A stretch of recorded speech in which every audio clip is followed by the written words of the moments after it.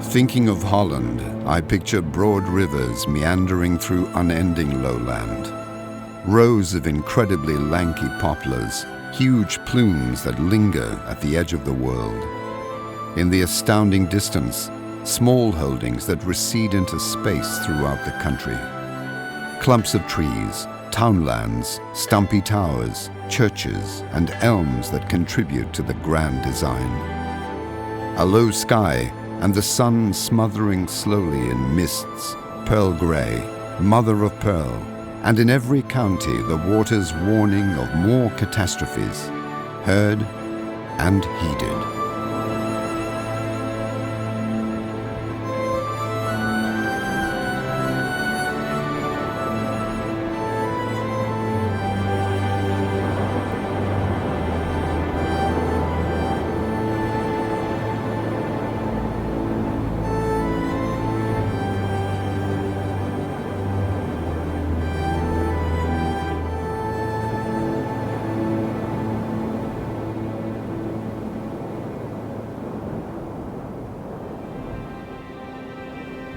Holland, or rather the Netherlands, the Low Countries, a country formed from the foaming of the seas, from shifting sands, from the earth that remains when rivers wend their way to the sea.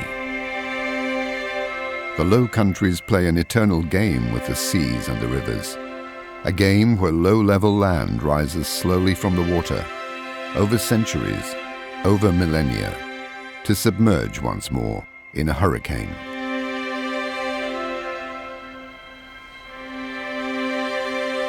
Around 250,000 years ago, the first people moved along the coastline here, along the banks of rivers.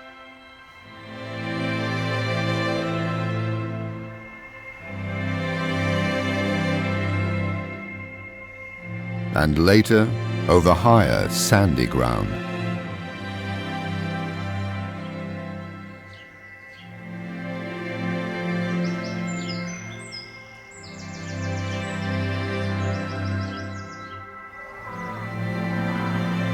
Prehistoric rural life here disappeared in the ice ages, in storm floods and other whims of the climate, leaving deep traces all over the landscape, but washing away most signs of the earliest human inhabitants.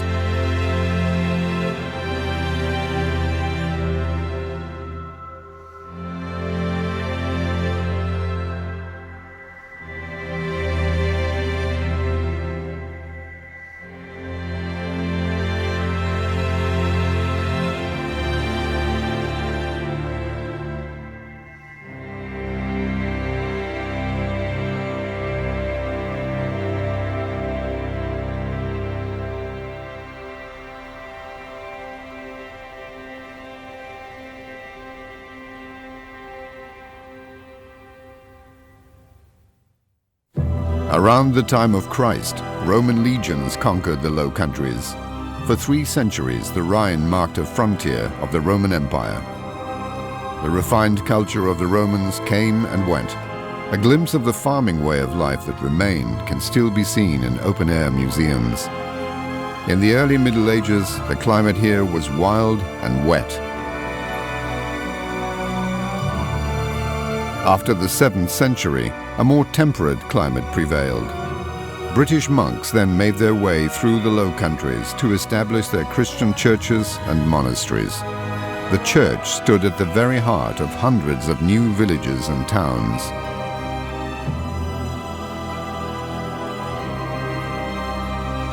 The city of Utrecht, on the old Roman boundary of the Rhine, became the religious center of the Low Countries. But the largest and most beautiful cathedral was St. John's in 's-Hertogenbosch. Around the year 800, Charlemagne was striving to become a modern Roman emperor. With the aid of counts and dukes, he established his personal hegemony in Europe. It didn't last. The nobility was soon behaving like mini-kings, paying little attention to the emperor. Powerful counties and duchies arose around the castles, independent mini-states that survive in the names of Dutch provinces today.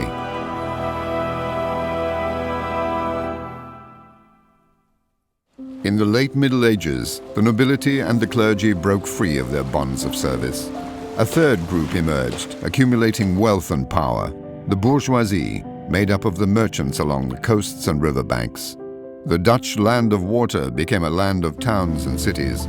Thanks to a powerful confederation of cities, the German Hanseatic League, trade with the Baltic countries thrived. Dordrecht grew to be one of the first cities in the county of Holland. It played a key role in trade between England and the German hinterland. In the north, the 11 cities of the province of Friesland were founded, such as Stavoren,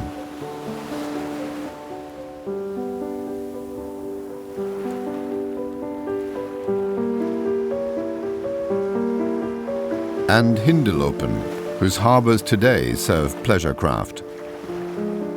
The golden age of the great Dutch port cities of Amsterdam and Rotterdam had not yet dawned. Instead, towns like Hoorn were amassing wealth and power.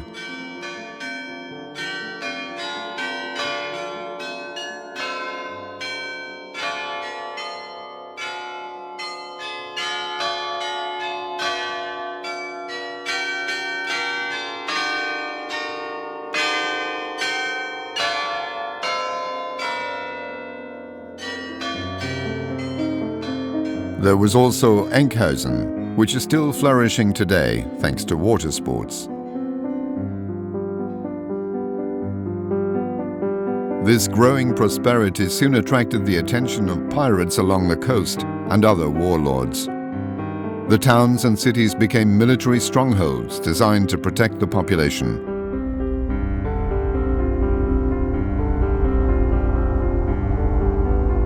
The southernmost city in the Netherlands was Maastricht on the River Meuse.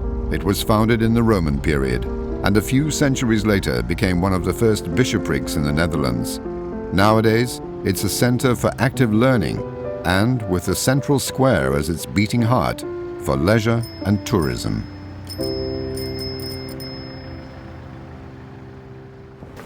Every country has times when things are going well, with the wind in its sails, and times when they're going not so well.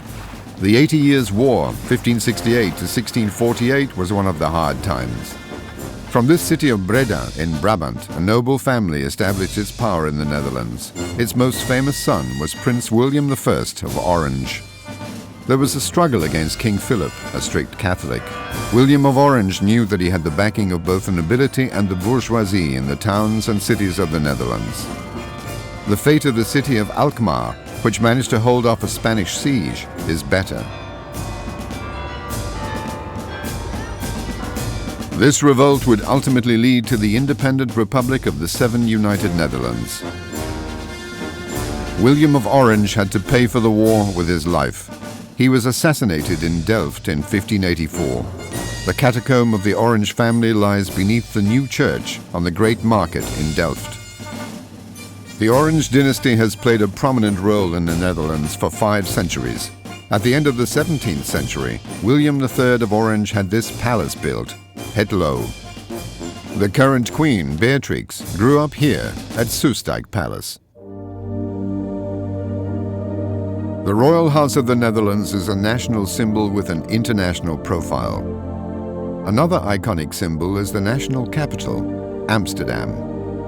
In the heart of the city is the Royal Palace.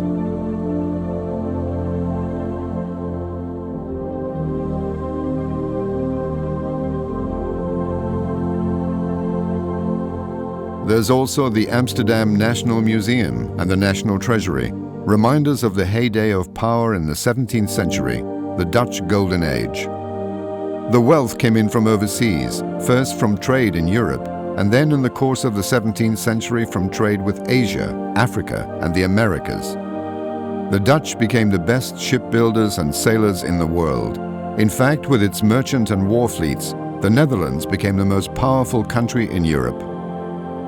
Money can bring happiness, but it also encourages idleness. The Golden Age was followed by an 18th century in which the rich merchants retired to their stately houses outside the cities. The steam age and the rise of industry in the 19th century would not pass the Netherlands by. King William I had canals and roads built in the first half of the 19th century. The railway network followed soon after.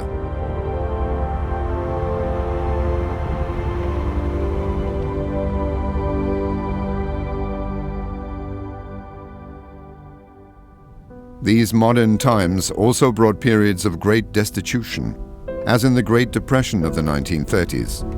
This international crisis created the breeding ground for the dictatorship of Adolf Hitler in Germany, which was to rage across Europe like a savage storm. In May 1940, Hitler seized the Netherlands. Dutch Jews were interned in a camp in the woods at Westerbork in the province of Drenthe. They awaited their fate in wooden barracks. From here, trains departed carrying more than 100,000 Jewish men, women and children to labor camps and extermination camps in Central Europe. Only 5,000 of these people survived the genocide. In September 1944, the end of the occupation seemed imminent as Allied troops crossed into the southern Netherlands. Sadly, this turned out to be a bridge too far. In Arnhem, at the bridge over the River Rhine, the advance of the liberation forces got bogged down. The west of the country had to wait until May 1945 for liberation. Most traces of World War II have long since been erased, but not here, at the American Military Cemetery in Margraten in the province of Limburg. This is one of 30 cemeteries for Allied soldiers in the Netherlands, a permanent tribute to the many who fought and died.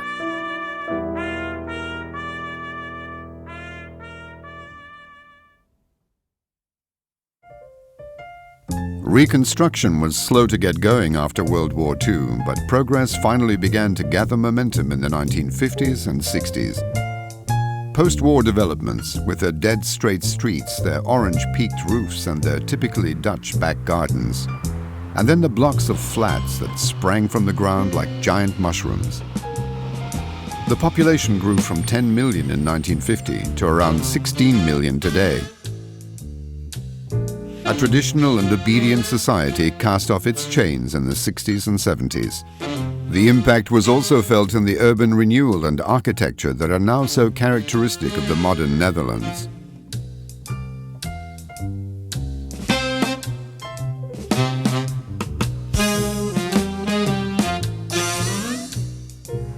Bigger, faster, further.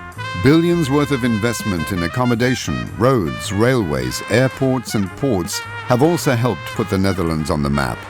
But at its heart, the Netherlands has remained the same age-old country of traffic and transport, of international trade and cooperation.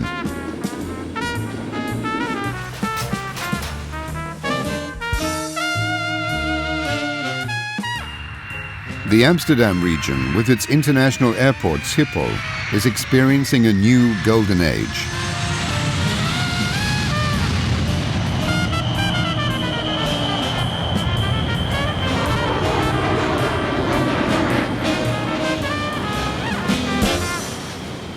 Rotterdam is the other powerful engine of the Dutch and European economy. At the mouth of the River Meuse, a Dutch Manhattan is taking shape.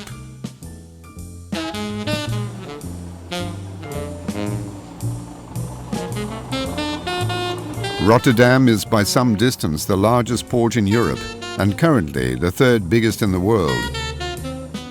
Between the city and the North Sea, on the banks of the new waterway, is a vast port and industrial zone for the transfer of goods, oil and other fuels.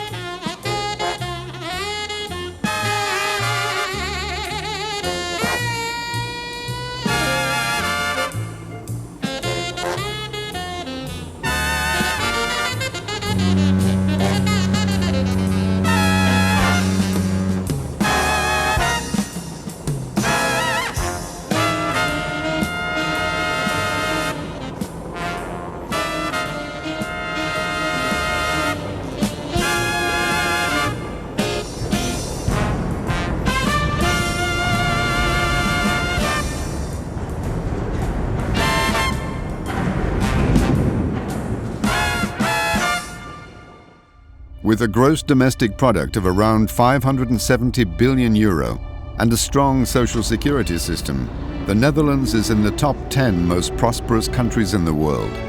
It is densely populated, and has a wide-ranging business sector that offers opportunities for everyone.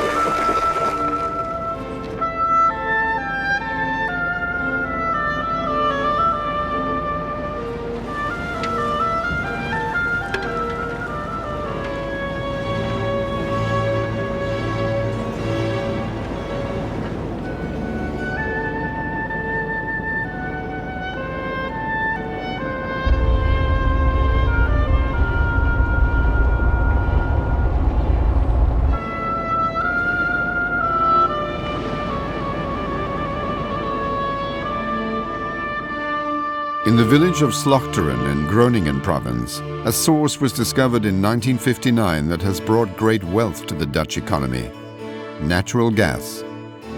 And then there is the other source of energy, of the renewable type, found in abundance here: wind energy. The windmills, once so typical of the Netherlands, are appearing on the landscape again in a new guise: wind turbines.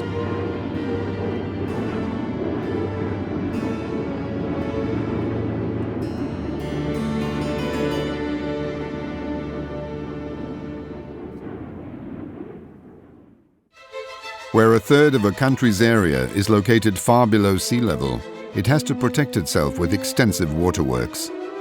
The Dutch have been building dikes since as far back as the 11th century. This process reached new heights in the 1920s and 30s.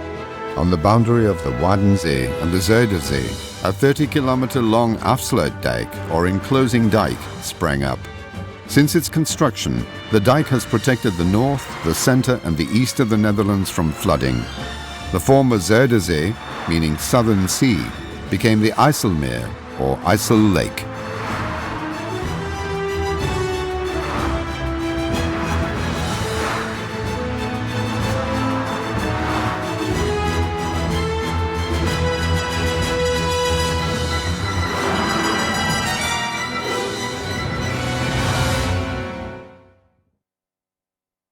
Remembering that low land level, we know that it is above all pasture land and agricultural fields that lie below sea level.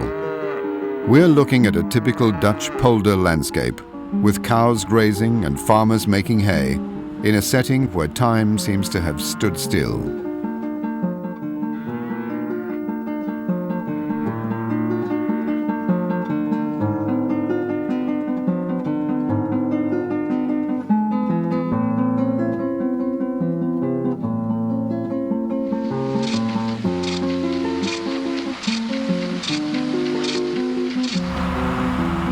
But in reality, this rural idyll is the public face of a thriving sector that is being run on an ever larger, more industrial scale. Its modern name is agribusiness, and it produces 10% of the national product and contributes a large proportion of Dutch exports. For foreign visitors, bulb growing, in particular between Leiden and Haarlem, is an iconic Dutch industry. Greenhouse growing, including what is known as the Glass City south of The Hague, draws fewer tourists, but is possibly of even greater importance for domestic and foreign trade. The agricultural sector provides prosperity, but is also responsible for the difficult task of reining back environmental damage and producing in a sustainable way. The same is doubly true in the fishing industry, which must also face the danger of overfishing and the depopulation of the seas.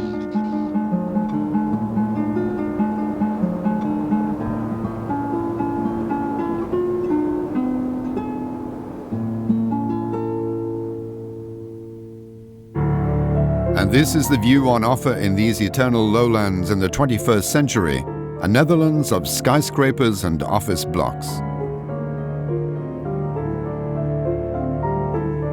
Smoking chimneys have given way to high-tech research. Dutch banks and insurers are strong and internationally active. Nearly half of their turnover is generated on the international markets. An economy as highly developed as this calls for an extremely strong knowledge economy.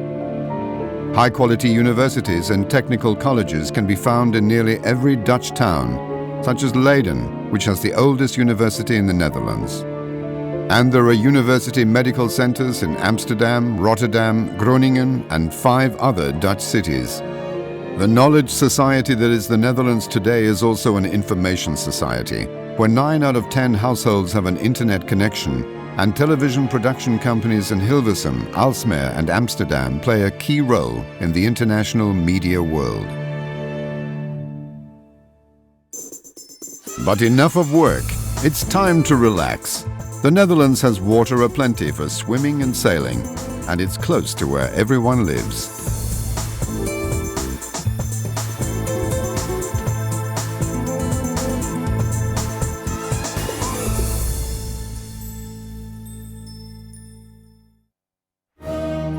However densely populated the country may be, there is still lots of space for recreation. Along the coast, in the green heart of the densely populated provinces of the Western Netherlands, and in every other corner of the country.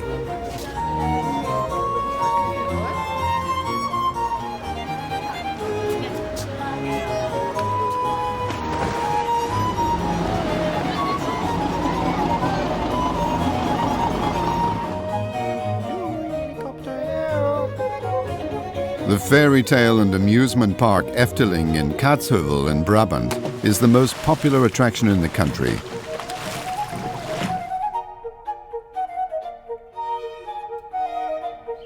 Whole new holiday villages, built in a nostalgic retro style, are springing up.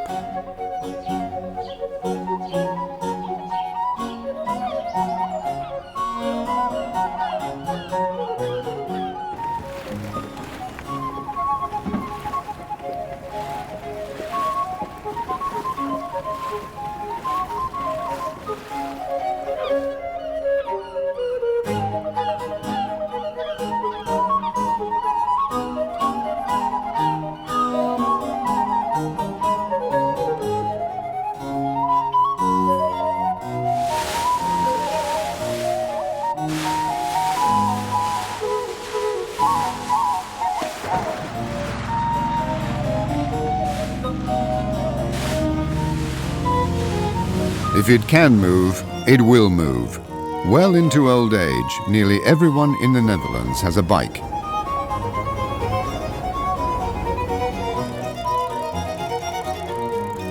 They even put their bikes on the back of their caravans, which they then hitch to the rear of their cars, because the Dutch like to be unconfined in everything they do, including family recreation.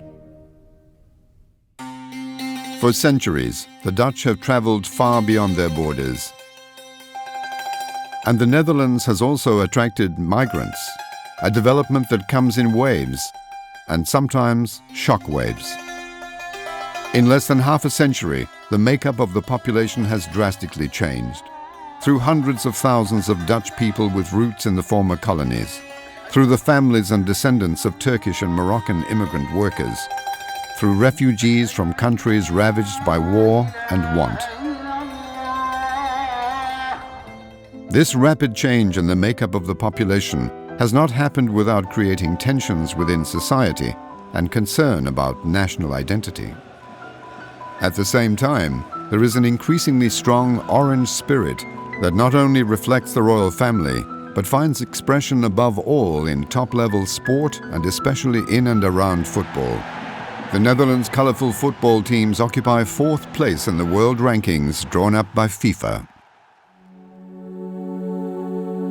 The Hague, the city behind the dunes, with its own seaside resort of Scheveningen along the coast, is home to the national political arena.